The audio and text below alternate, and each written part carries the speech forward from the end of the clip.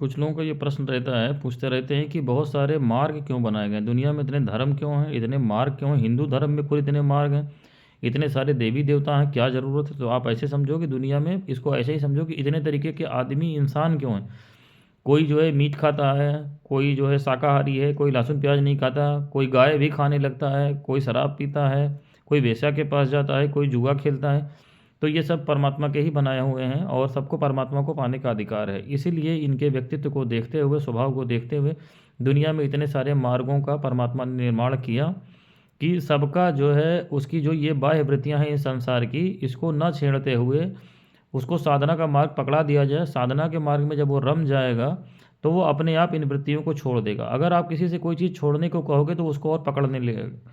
जैसे आप ऐसे समझ लो कि किसी से कहा जाए शराब छोड़ो तो वो शराब के पीछे पड़ जाएगा, और जब किसी से कहो कि दूध पियो तो दूध छोड़ देगा पूरी तरीके से।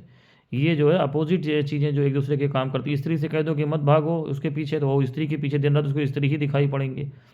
ये होता है। तो विपरीत जो सिद्धांत इसमें काम करता है, उसी को देखते हुए इतने सारे मार्ग बनाए हैं कि आप जैसे हो वैसे साधना करना शुरू करो। साधना करते करते करते करते किसी चीज़ के लिए रोका नहीं जाएगा, आपके भीतर से वो सारी इच्छाएं खत्म हो जाएंगी और अंदर से बिल्कुल खाली हो जाओगे। इसीलिए अघोर मार्ग है, आपका तंत्र का मार्ग है, भक्ति मार्ग के अलग नियम है। अब जिसको गाना बजाना है वो बैठ के ध्यान नहीं कर सकता, ध्यान वाले को डिस्टर्ब होगा, वो कहेगा शांति से बैठो। और जिसको नाचना गाना है वो फिर कहेगा नाचने गाने वाला, उसका मार्ग भक्ति मार्ग है। तो इसलिए इतने सारे मार्ग, और उसी के अनुरूप जो स्वभाव के अनुरूप देवी देवता हैं, जैसे काली, तारा, कामाख्या इत्यादि जो हैं, ये पंचमकार की शक्तियां हैं इनकी।